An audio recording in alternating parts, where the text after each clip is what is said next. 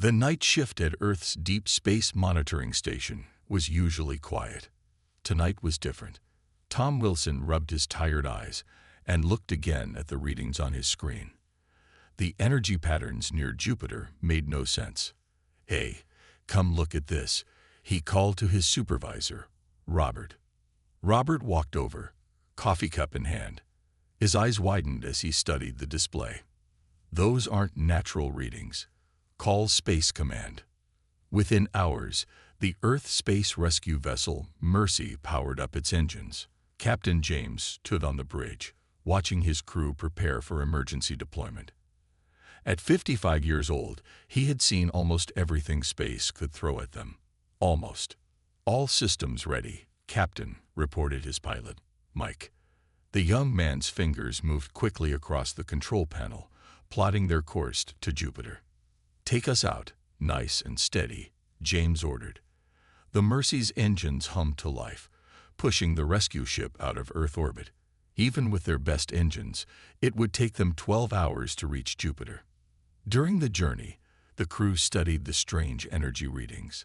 Dr. Adams, their science officer, pointed out something unusual. "Captain, these patterns, they're failing power systems. Whatever's out there is running out of energy." James nodded grimly. If someone needed help out there, they had to hurry. As they approached Jupiter's orbit, the crew fell silent. Through the main viewport, they saw something impossible.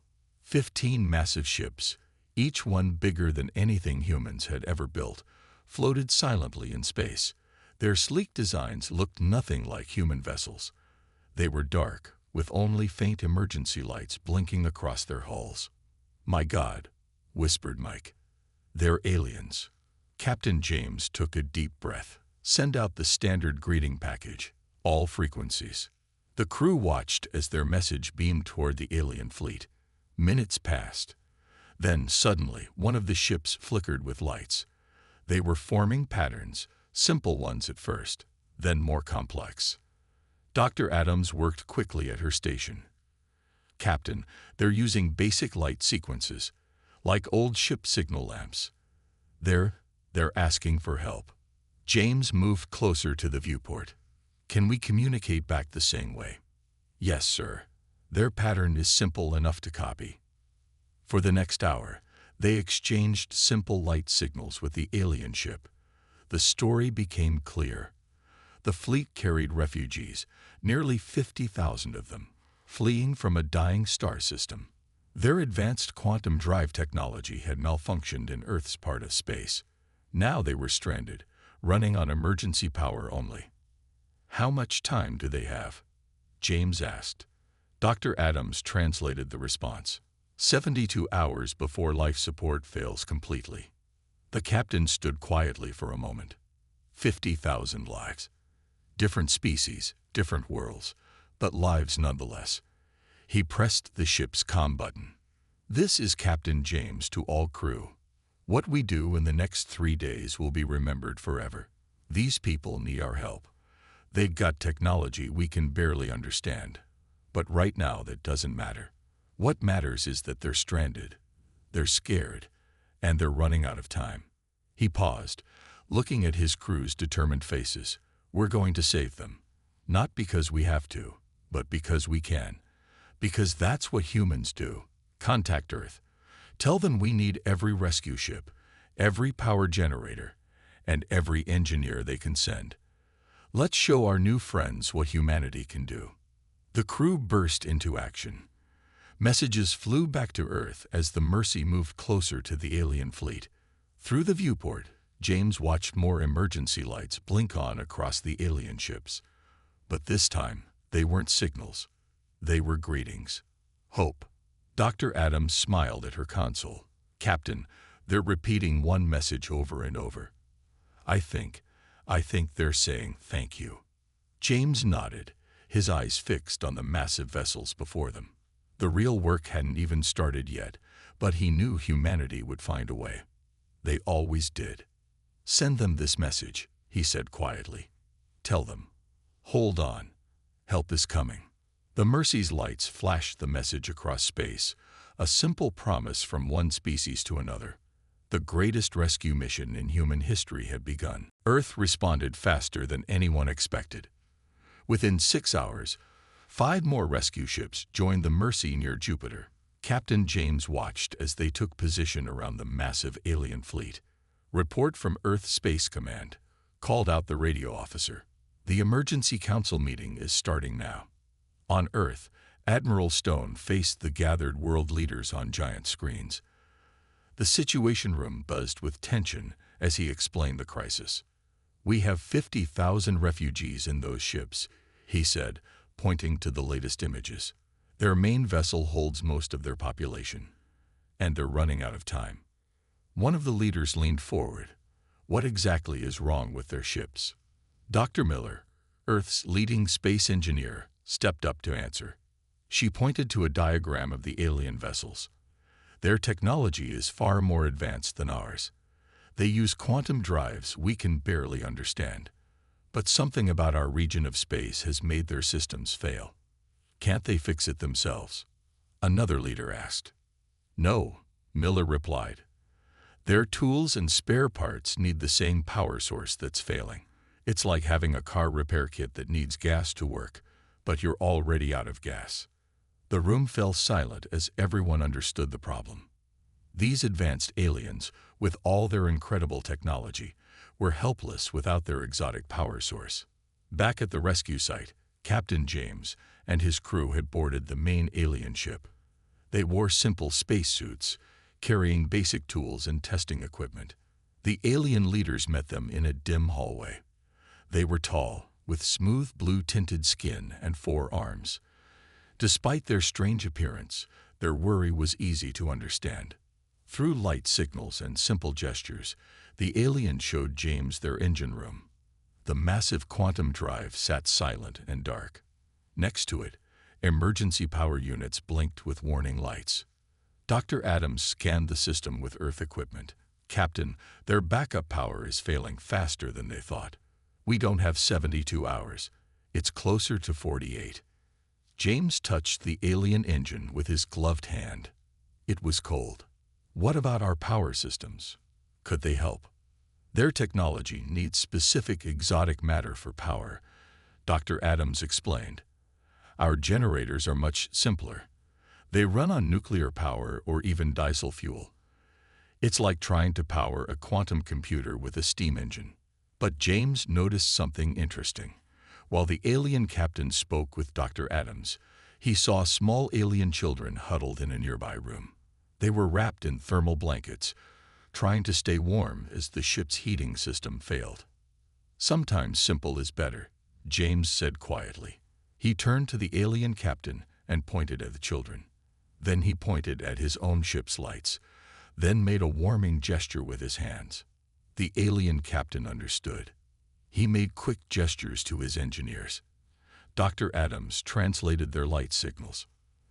"They say their life support needs massive power, but—" She paused, excited. "Captain, they're willing to try our power systems. They say their people's lives matter more than protecting their advanced technology." James nodded. "Tell Earth we need every spare generator they can send, and get me the engineering team. We have an idea to test." As messages flew between the ships and Earth, James watched the alien children. One of them waved at him with all 4 arms. He waved back, smiling behind his helmet. "Dr. Adams, send this message to their captain. Sometimes the oldest solutions work best." The alien captain's response came quickly in flashing lights. "We trust you," it said simply. Back on Earth, Admiral Stone ended the emergency meeting with a firm statement. "We have 48 hours to save 50,000 lives. I don't care if they're from another galaxy. We help people in trouble. That's what humans do." The world leaders agreed. Within minutes, orders went out worldwide. Power plants prepared emergency generators. Engineers gathered tools. Rescue teams suited up. The race to save the alien fleet had begun.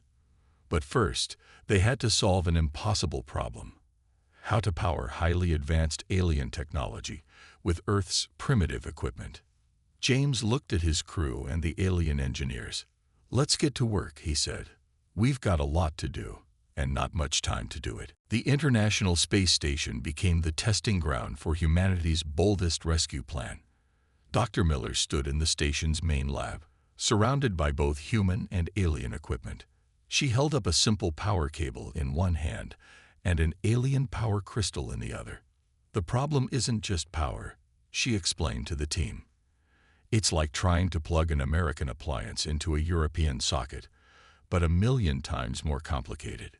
The alien engineer, whom they called Blue for his darker skin tone, moved his 4 arms in careful gestures. The light panel beside him flashed his response.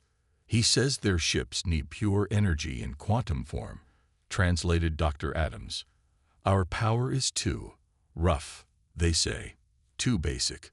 Dr. Miller nodded, then grabbed a water filter from the station's supplies. "Tell them to watch this." She poured dirty water into the filter. Clean water came out the bottom. The alien's eyes widened. "We don't need to make quantum energy," she said. "We just need to clean up our power enough for their systems to use it." The next 12 hours became a rush of activity. On Earth, factories worked non-stop to build special power filters based on Dr. Miller's design. In space, the rescue fleet tested different power sources on a small alien shuttle. Captain James watched from the Mercy as another test failed. The shuttle's lights flickered and died. Through the radio, he heard Dr. Miller curse. 36 hours left, he reminded them. "How's it looking?" "Not good," Dr. Miller replied. "We can get power through the filters, but it's still not clean enough." The alien systems rejected. Just then, Blue made an urgent series of light signals. Dr. Adams leaned forward at her translator screen.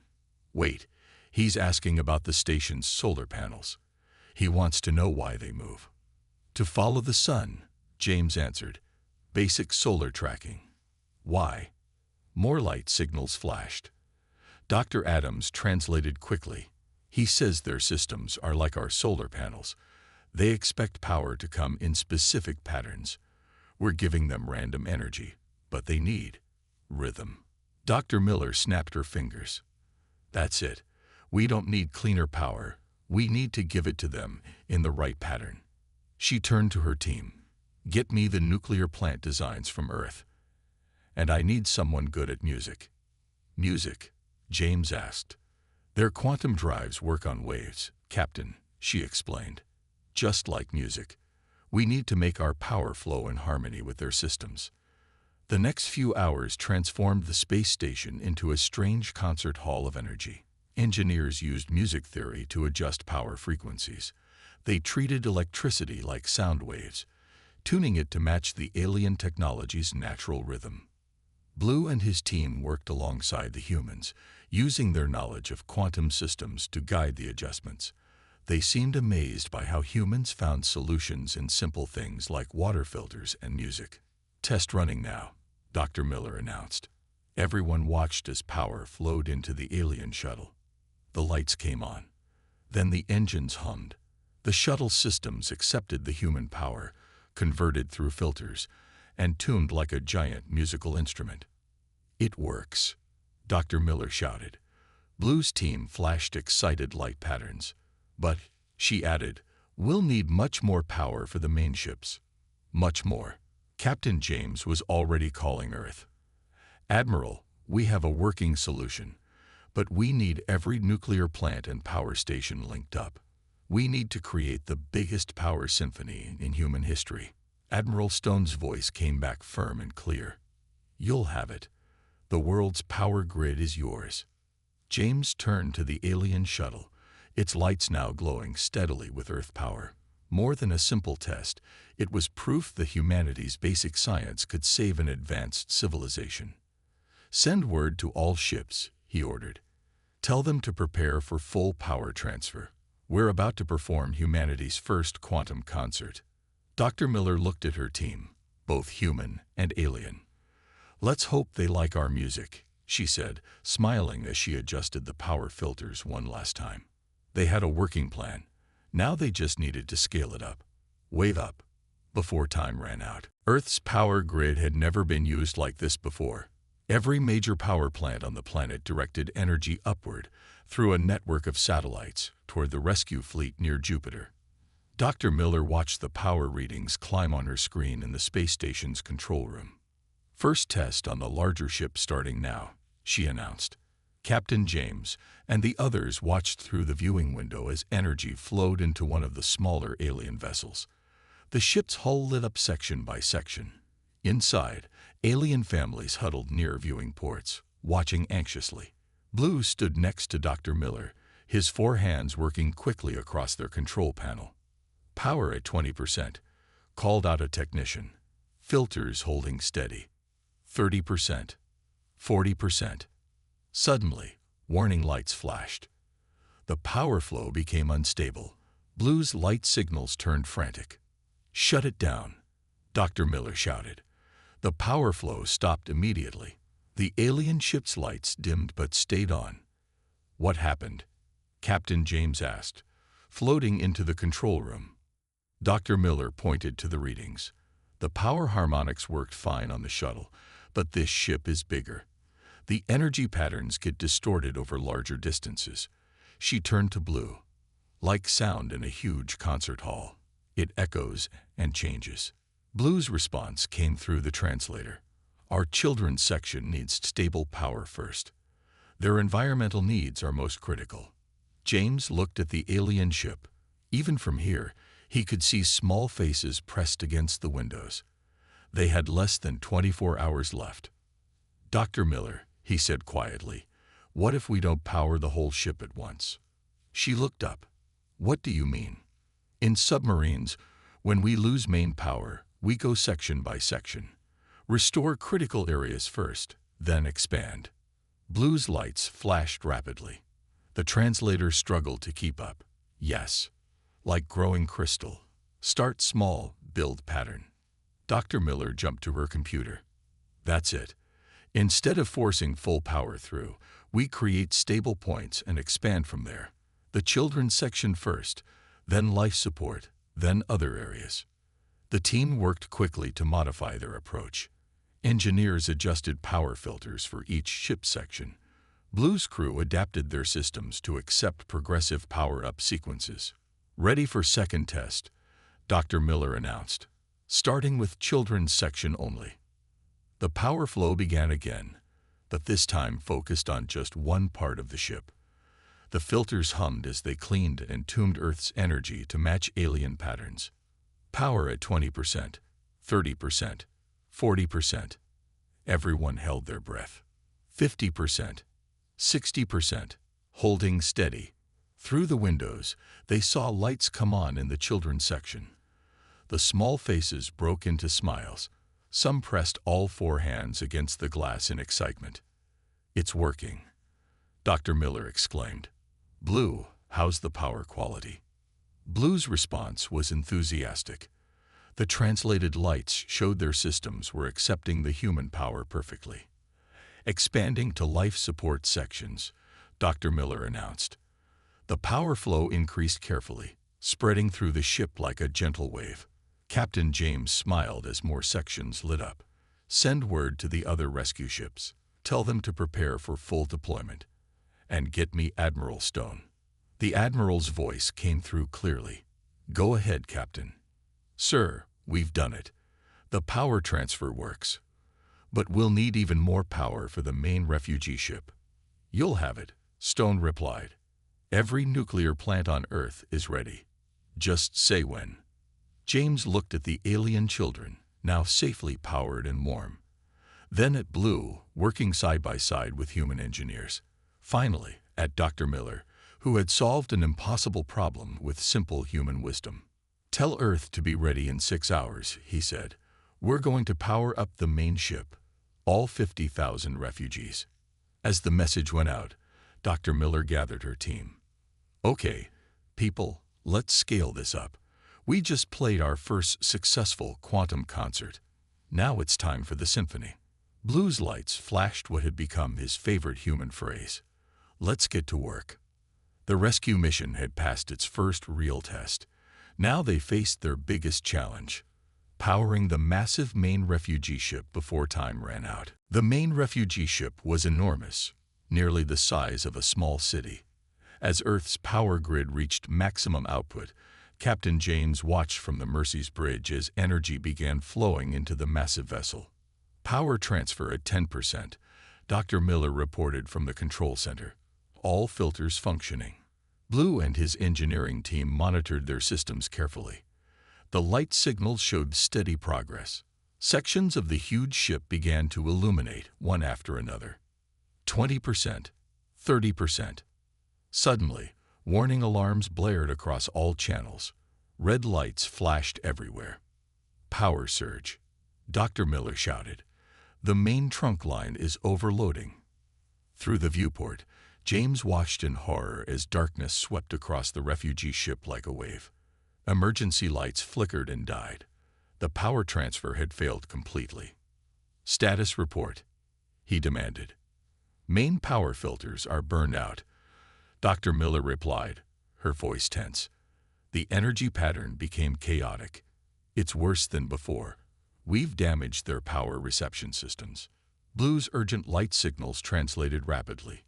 Life support failing in all sectors. Backup systems critical. Estimated 12 hours remaining. The situation had gone from bad to worse. Now they had less time and damaged systems. James heard scared voices coming through the translators as 50,000 aliens faced the growing darkness. Dr. Miller, James called. What are our options? She looked at her screens, frustration clear on her face. The power pattern is too complex for this scale. It's like trying to play a symphony with millions of instruments. One small mistake and everything falls apart. Just then, they heard a new voice. Captain, this is Engineer Pete from Maintenance. Request permission to speak. Go ahead, Pete. Sir, I was a submarine engineer before space service. This reminds me of something. When our nuclear sub lost power once, we used something simple to restart it. James leaned forward. What did you use? A battery, sir. Just one battery. We used it to power up crucial systems one by one, building a stable power base. The big generators came later. Blue's lights flashed rapidly as the translation came through. His team began gesturing excitedly. That's it, Dr. Miller exclaimed. We're thinking too big. Instead of one massive power transfer, she turned to Blue. Can your systems store power in smaller units? The alien engineer's response was positive. He explained through light signals that their ships had thousands of small power storage cells, currently empty. Here's the plan, Dr. Miller announced. We use Earth's generators to fill their storage cells one at a time, like charging millions of tiny batteries. Once we have enough charged cells, they can power up their own systems. James finished. Their cells already hold the right type of energy pattern. The teams rushed to implement the new plan. Human engineers worked to modify the power filters for smaller, precise transfers. Blue's crew reconfigured their storage systems. First cell charging, Dr. Miller reported. Pattern is stable.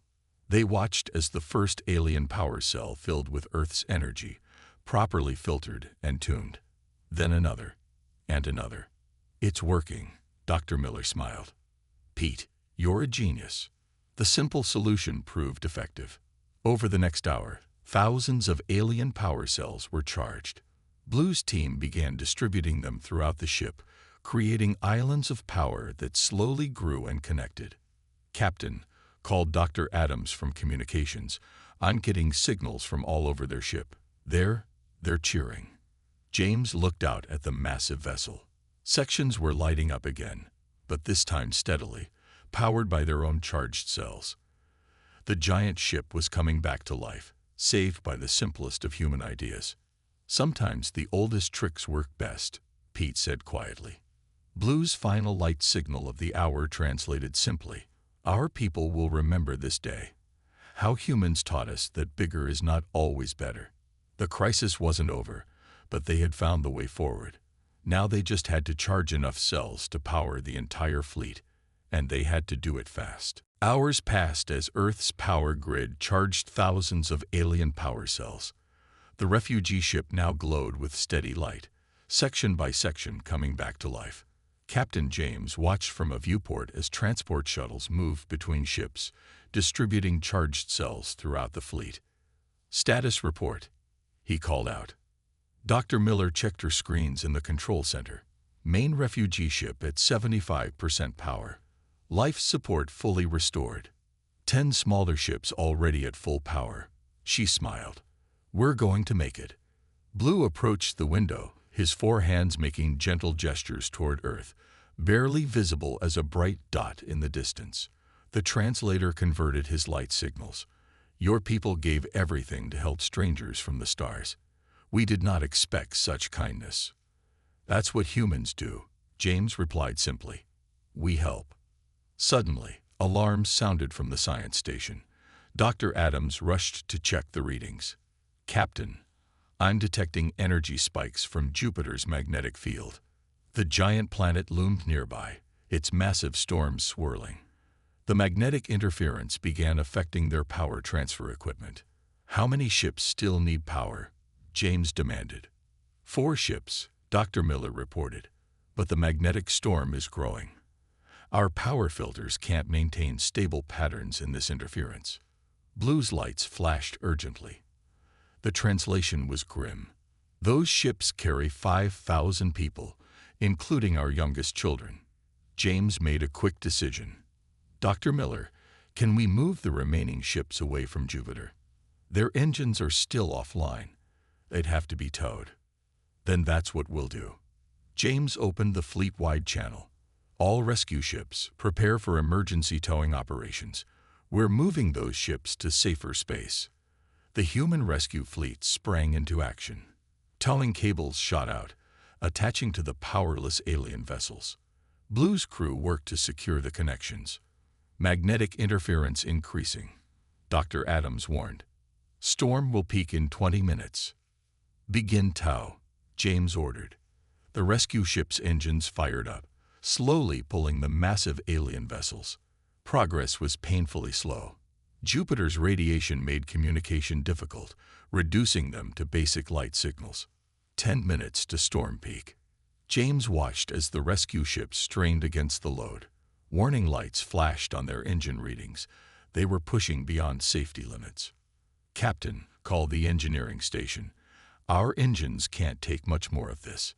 Just then, Blue's lights flashed rapidly. The translation appeared. "Look. The powered ships, they're coming." Through the magnetic storm, they saw the alien ships that had already been restored. These massive vessels moved alongside the rescue operation, extending their own towing beams. "They're helping us pull," Dr. Miller exclaimed. Working together, human and alien ships dragged the powerless vessels away from Jupiter's dangerous influence. As they reached safer space, the magnetic readings dropped to normal levels. "Resume power transfer," James ordered. The charging process began again. This time, with both human and alien crews working side by side, they moved even faster. Power cells were charged and distributed with perfect efficiency. "Final ship approaching full power," Dr. Miller reported. The last vessel's lights came on, section by section. Blue's signal was bright and clear. All ships restored. All people safe. Then he added, "Thanks to human wisdom." James looked at the now glowing fleet. 15 ships, 50,000 people, saved by cooperation and simple solutions. "Send word to Earth." Mission accomplished. The response from Earth was immediate. Admiral Stone's voice came through clearly. "Well done, everyone. Now let's help our new friends properly repair their quantum drives." Blue's next message surprised them all. "We have discussed this among our people. We request permission to stay near Earth while we rebuild. We have much to learn from humans." James smiled. "I think that can be arranged." He turned to his crew.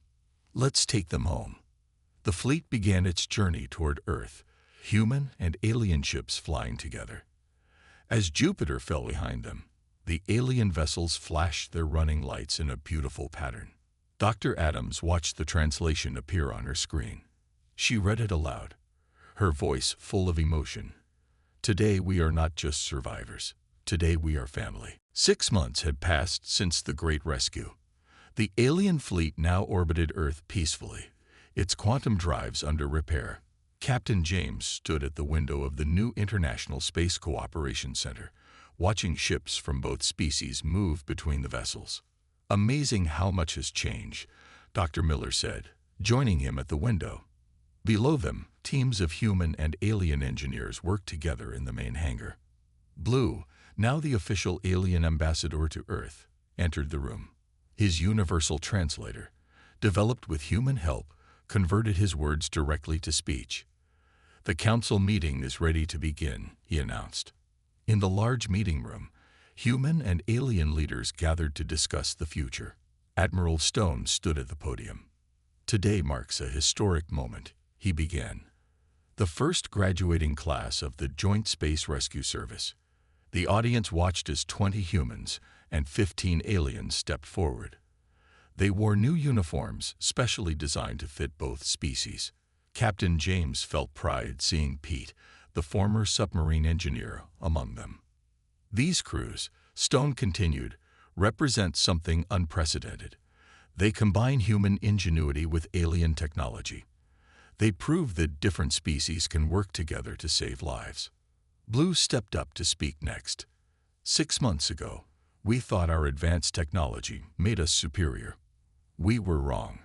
Humans taught us that simple solutions often work best, that backup systems save lives, that helping others matters more than pride." He gestured to the graduates. "These teams will patrol space together, ready to help any vessel in distress, human, alien, or unknown. We call them the Jupiter teams to remember where this partnership began." After the ceremony, James walked with Blue through the station's corridors.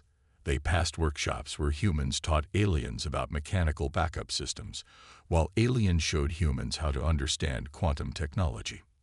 "Your children's section is doing well?" James asked.